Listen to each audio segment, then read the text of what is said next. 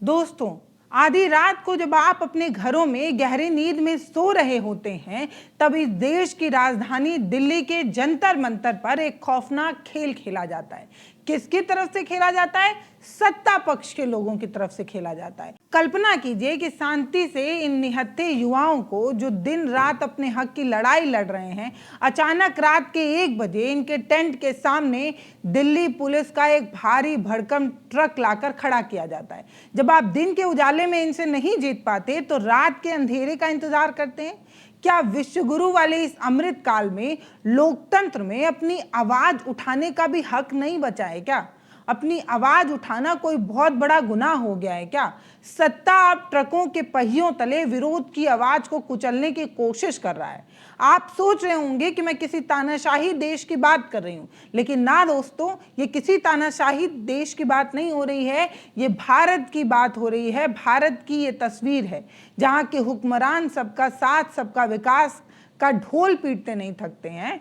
उसी देश का युवा अपने भविष्य के लिए जब सवाल पूछता है तो उसे पहले बैरिकेड से डराया जाता है, फिर पुलिस या लाठी से डराया जाता है और फिर ट्रकों का खौफ दिखाया जाता है। आज हम बात कर रहे हैं कॉकरोच जनता पार्टी का। हाँ, वही पार्टी जिसे हर तरीके से बदनाम करने की कोशिश होती है। कभी कोई वीडियो दिखाया जाता है, कभी कोई फुटेज दिखाई जाती है, कभी विपक्ष से फंडेड बताया जाता है, न जाने क्या कुछ कहा जा रहा है। लेकिन ये सच्चाई है कि कॉकरोच जनता पार्टी ने सरकार के पसीने छुड़ा रखे हैं।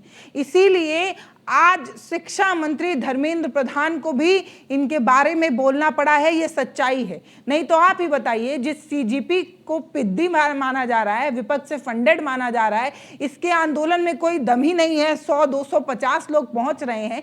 इस पार्टी का कोई अस्तित्व नहीं है। ये बिना पेंदी का लोटा है। इसका तो एजेंडा ही क्लियर नहीं है। कभी ये कहता है कि हम नीट के लिए लड़ रहे हैं, फिर नीट का पेपर दोबारा हो जाता है तो कहता है यूपीएससी वाले आ जाइए। मतलब ये पार्टी खुद ही गोल मटोल है। इस तरीके की बात कहने और इस तरीके का एजेंडा बनाने वाले लोगों को भी इस पार्टी पर चर्चा करनी पड़ रही है। यही तो इस पार्टी की सबसे बड़ी ताकत है। कॉकरोच जनता पार्टी के संस्थापक अभिजीत दीपके दिल्ली के जंतर मंतर पर डटे हुए हैं। ये बात बिल्कुल सही है कि उनका ये जो आंदोलन है, ये मोदी सरकार के रातों की नींद हराम कर रहा है। इसी वजह से धर्मेंद्र प्रधान को बोलना पड़ रहा है। नहीं तो जिस पार्टी को आप पिद्दी समझते हैं, जिस पार्टी का कोई दम नहीं है, जो पार्टी किसी काम की नहीं है, उस पार्टी पर चर्चा करना पड़ रहा है। यही तो आपकी सबसे बड़ी मजबूरी है। ये बात बिल्कुल सही है और इस बात से धुतलाया नहीं जा सकता कि कॉकरोच जनता पार्टी ने सरकार की नींद उड़ा दी है। आज हम सबूतों के साथ बात करेंगे कि इस पूरी व्यवस्था ने कैसे कागज का महल खड़ा किया और इस कागज के महल को कैसे कुचलने की पूरी कोशिश हो रही है। जंतर मंतर पर सीजेपी का विरोध प्रदर्शन का आज चौथा दिन हो चुका है। चौथे दिन में ये प्रवेश कर चुके हैं। रात के 1 बजे दिल्ली पुलिस जंतर मंतर के प्रदर्शन स्थल के अंदर एक ट्रक घुसाने की कोशिश करती है। जी हाँ, बिल्कुल सही सुन रहे हैं, रात के 1 बजे। क्या रात के 1 बजे कोई साफ सफाई करनी थी या फिर डराने धमकाने की या ठोक देने वाली रणनीति अपनानी थी? जब पुलिस ने ट्रक लगाने की कोशिश की, ट्रक लाने की कोशिश की, तब सीजेपी के युवा डरे नहीं। आपने वो मुहावरा सुना है ना कि मरता क्या नहीं करता, बस वही इन्होंने किया। ये ट्रक के सामने लेट गए और देशभक्ति गाना गाने लगे। इन्हें लग रहा था कि रात के 1 बजे वो कार्यकर्ता या वो युवा जो परीक्षा के फेल्योर हो जाने पर, परीक्षा लीक हो जाने पर आंदोलन में बैठे होंगे, वो दिन भर तो खूब डफली बजाते हैं, खूब चिल्लाते हैं, लेकिन रात को थक हार कर सो जाते होंगे तो धीरे से एक ट्रक घुसा देते हैं। लेकिन इन्हें पता नहीं था कि जिन सिस्टम के फेल्योर की वजह से ये युवा, आपके सिस्टम के खामियों की वजह से युवा सड़क पर उतरा है, वो अपना घर छोड़कर सड़क पर सोने नहीं आया है। जरा सोचिए कि एक तरफ वो सत्ता जो 56 इंच का सीना तान कर खड़ा रहता है, जो सबका साथ सबका विकास की बात करता है, दूसरी तरफ वही सरकार निहत्थे छात्रों से सिर्फ एक सवाल पूछने पर कि नीट का पेपर लीक कैसे हुआ, पुलिस को आगे खड़ा कर देता है। पुलिस ने रातों रात बैरिकेड लगाकर जंतर मंतर का जो एरिया था, जो प्रदर्शन स्थल था, उसे कम करने की, उसे सिकोड़ने की कोशिश की। मतलब सरकार का संदेश साफ है कि तुम अपनी आवाज अगर उठाते रहोगे तो तुम्हारी सांस लेने की जगह भी छीन ली जाएगी। नौबत यहां तक आ गई कि अभिजीत दीपके को बैरिकेड पर चढ़कर पुलिस से तीखी बहस करनी पड़ी। क्या देश के युवा इस दिन के लिए टैक्स भरते हैं क्या कि आप उनकी आवाज तक नहीं सुनेंगे, और ना सुनिए तो बोलना भी छीन लेंगे? ये बात तो सबको पता है ना कि कॉकरोच जनता पार्टी 4 दिन से प्रदर्शन कर रही है, लेकिन कौन उन्हें सुन रहा है? लेकिन नहीं सुनना है तो कम से कम उन्हें बोलने तो दीजिए कि उनकी जुबान भी खींच लेंगे आप। इस आंदोलन को बदनाम करने की कोशिश क्या कुछ नहीं की गई। एक वीडियो, एक फोटो सामने आया जिसमें ये दिखाया गया कि अभिजीत दीपके जो है वो होटल में आराम करने जाते हैं। फिर कहा जाता है कि यही देश बदलेंगे। ये जंतर मंतर पर आंदोलन करते हैं और रेस्ट करने के लिए होटल में जाते हैं। बाद में अभिजीत दीपके ने इस फोटो की सच्चाई बताकर बताया कि ये फोटो उस दिन की है जिस दिन वो सोनम वांगचुक से मिलने गए थे। अनिश्चितकालीन धरना का आगाज करने से पहले की तस्वीर है। आंदोलन की छवि को बदनाम करने के लिए हर तरीके की कोशिश हो रही है, लेकिन सच तो ये है कि युवा इस आंदोलन की तरफ, सीजेपी की तरफ टकटकी लगाकर देख रहा है। उसे भरोसा है कि कम से कम कोई तो है जो उसका दर्द समझता है। पता है, जो लोग कह रहे हैं ना कि सीजेपी में दम नहीं है, वही लोग सीजेपी के साथ आए लोगों को डराने की कोशिश करते हैं। फिर एक खबर आती है कि आंदोलन में जो शख्स पानी पिला रहा है उस शख्स के घर पुलिस भेज दी जा रही है। उसे डराया धमकाया जा रहा है, उसका फोन नंबर लिया जा रहा है, उसे सर्विलांस पर डाला जा रहा है। तमाम तरीके, हथकंडे अपनाए जा रहे हैं जो इस तरफ इशारा करता है कि आंदोलन से भाई साहब आप डरे तो हैं। भले आप सामने से ये कह दें कि आपको फर्क नहीं पड़ता, लेकिन सच बात ये है कि एक कमरे में छुपकर आप इस तस्वीर को देखते हैं और अफसोस करते हैं कि काश समय रहते इसे कुचल दिया गया होता, ये नाग अब खड़ा नहीं हो पाता। लेकिन अफसोस कि आपने तब इसे नजरअंदाज किया था और ये हड्डी अब आपके गले में फंस गई है। इस देश में एक कहावत है कि प्यासे को पानी पिलाना सबसे बड़ा पुण्य होता है, लेकिन लगता है कि मौजूदा बीजेपी सरकार ने इस पुण्य को भी एंटी नेशनल घोषित कर दिया है। द टाइम्स ऑफ इंडिया की 21 जून की ये रिपोर्ट देखिए। इसका शीर्षक बता रहा है कि best of luck, NEET retest, join us after exam. यानी कि अभिजीत दीपके जो हैं वो बता रहे हैं, इस आर्टिकल के तीसरे पैराग्राफ में साफ साफ लिखा है कि अभिजीत दीपके का एक बयान है, उस बयान को कोट किया गया है। अभिजीत दीपके कहते हैं कि मैं अधिकारियों से अनुरोध करता हूं कि वो जंतर मंतर का ये जो विरोध स्थल है, उसका जो शौचालय है, उसकी पानी की आपूर्ति बंद ना करें। कल रात से सार्वजनिक शौचालय में पानी की आपूर्ति नहीं आ रही है, इस तरीके की बात इस खबर में बताई गई है। इसके बाद आप ये खबर देखिए, द हिंदू की है। द हिंदू की रिपोर्ट ये बता रही है कि किस तरीके से आंदोलन को कुचलने की हर संभव जो है वो सरकार की तरफ से कोशिश हो रही है। इसमें एक बयान दर्ज किया गया है कि पुलिस रात में टेंट की लाइटें बुझा देती है, खाना पानी अंदर लाने पर रोक लगा देती है, रोज शाम 6 बजे से रात 12 बजे तक पानी बंद कर दिया जाता है। ये साबित करता है कि सरकार थका कर मार देने वाली रणनीति पर काम कर रही है। जब आप वैचारिक रूप से किसी आंदोलन को नहीं हरा पाते तो आप उनके बाथरूम का पानी बंद कर देते हैं, आप उन्हें खाना खाने नहीं देते। ये एक सुपर पावर बनने का ख्वाब देखने वाली सरकार की असल औकात दिखाता है। हद तो तब पार हो गई जब प्रदर्शनकारी उन छात्रों की याद में कैंडल जलाना चाहते थे जिन्होंने नीट पेपर लीक में डिप्रेशन में आकर आत्महत्या कर ली थी। पुलिस ने उन्हें मोमबत्ती जलाने पर भी रोक लगा दी, मोमबत्ती भी नहीं जलाने दिया। मतलब आप समझ रहे हैं, सरकार की नाकामी से मारे गए जो छात्र हैं, छात्रों के लिए 2 बूंद आंसू बहाने और रोशनी करने पर भी जो है वो पहरा लगा दिया गया है। चिराग तले अंधेरा तो सुना ही होगा, लेकिन यहाँ की सरकार चिराग बुझाने पर भी तुली हुई है। अगर जंतर मंतर पर कोई नहीं आ रहा तो कैंडल जलाने से क्या आपत्ति है, जरा बता दीजिए। जब वहां पर कोई है ही नहीं, कुछ मुट्ठी भर लोग हैं, तो वो अगर कैंडल जला देते हैं तो आपकी सुरक्षा में वो कैसे बाधित हो सकता है? रात के अंधेरे में दबे पांव आप कुछ गलत करना चाहते हैं, इसीलिए कैंडल जलाने वालों को रोकने की कोशिश है। आपकी मंशा पर यह सवाल क्यों ना पूछा जाए, जरा बताइए। याद है आपको, जब देश में कोरोना काल था तब प्रधानमंत्री नरेंद्र मोदी पूरे देश से थाली बजाने के लिए कहे थे। तब ये कहा गया था कि थाली से वायरस भाग जाएगा। वायरस भागा कि नहीं भागा, लेकिन अब इस हथकंडे का इस्तेमाल थाली चम्मच का इस्तेमाल करके शिक्षा मंत्री धर्मेंद्र प्रधान की नींद उड़ाने के लिए जरूर किया जा रहा है। दैनिक भास्कर की इस रिपोर्ट को देखिए, शाम तक की परमिशन थी। फाउंडर अभिजीत दीपके शिक्षा मंत्री के इस्तीफे की मांग को लेकर डट जाते हैं। वो कहते हैं कि अगर इस्तीफा नहीं होगा तो जब तक नहीं होगा तब तक हम यहीं बैठेंगे। दूसरी बार जब आंदोलन हुआ था तब यही लगा था कि पहली बार की तरह आएंगे, चिल्लाएंगे, वापस लौट जाएंगे, लेकिन इस बार किसे पता था कि ये आंदोलन इतना लंबा खिंचने वाला है। कौन जानता था कि ये लड़के जो इकट्ठा हुए हैं वो ये कहेंगे कि जब तक धर्मेंद्र प्रधान इस्तीफा नहीं दे देंगे तब तक वो दर्रे बिछाकर यहीं बैठेंगे। इस खबर के आखिरी हिस्से में भी स्पष्ट लिखा हुआ है कि अभिजीत दीपके ने आह्वान किया सैकड़ों युवाओं को थाली और चम्मच लेकर आने के लिए। उन्होंने सरकार के बहरे कानों को खोलने की कोशिश की। छात्रों की मांग बिल्कुल स्पष्ट है, कोई स्पेस साइंस नहीं है जो आप समझ नहीं पा रहे हैं। पहली मांग धर्मेंद्र प्रधान का तत्काल इस्तीफा है। दूसरा है आत्महत्या करने वाले जो छात्र हैं, जिन छात्रों ने आत्महत्या कर ली, उन परिवारों को 1-1 करोड़ रुपए का मुआवजा दिया जाए। इस रिपोर्ट, दैनिक भास्कर की इस रिपोर्ट में ये लिखा हुआ है। इसके अलावा प्रधानमंत्री नरेंद्र मोदी के लिए एक पत्र लिखकर इस बात को कहा गया कि 1-1 करोड़ रुपए दिया जाए। लेकिन सरकार क्या कर रही है? सरकार उल्टा चोर कोतवाल को डांटे वाले तंज पर काम कर रही है। हिंदुस्तान टाइम की ये रिपोर्ट देखिए। मैंने तमाम खबरों को देखा है और उन्हीं खबरों के आधार पर बात कर रही हूँ।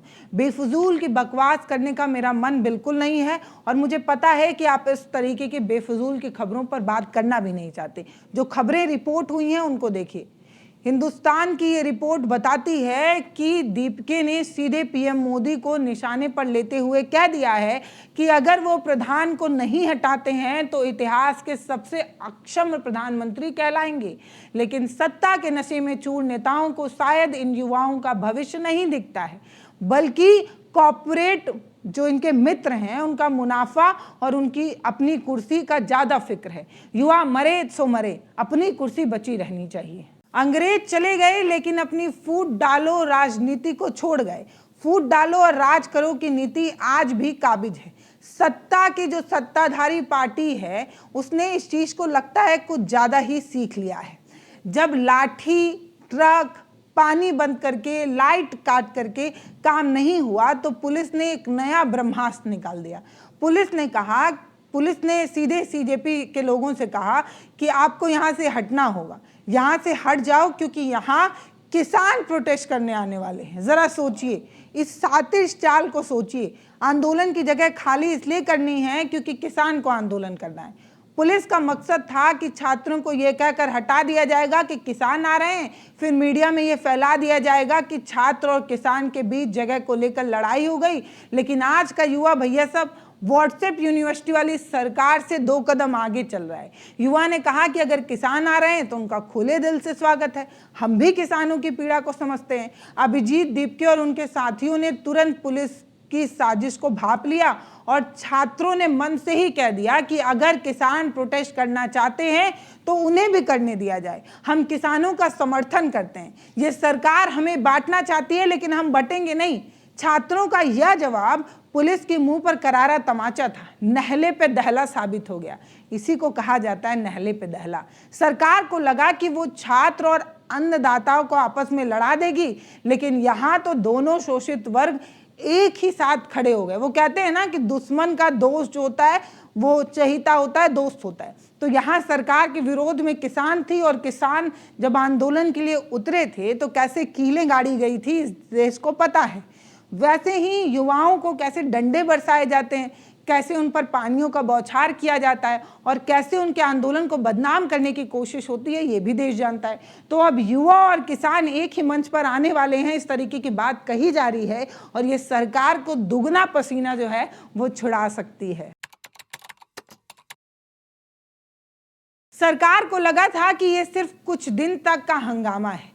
नीट पेपर वाले बच्चे हैं, 2-4 दिन चिल्लाएंगे, गर्मी से परेशान होकर वापस लौट जाएंगे। लेकिन भाई साहब, अब यह आंदोलन बड़ा विशाल रूप लेता नजर आ रहा है। जंतर मंतर पर देश के युवाओं का एक नया कुरुक्षेत्र तैयार होता है। मतलब आप समझिए कि ये सिर्फ अब नीट का मामला नहीं रह गया है। इस खबर को देखिए, इसमें साफ लिखा हुआ है कि विरोध प्रदर्शन में अब सिर्फ नीट तक मामला सीमित नहीं है, अब इसे सीबीएसई की ऑन स्क्रीन मार्किंग जो ओएमएस सिस्टम है उसकी खामियों को भी इस आंदोलन में जोड़ा जा रहा है।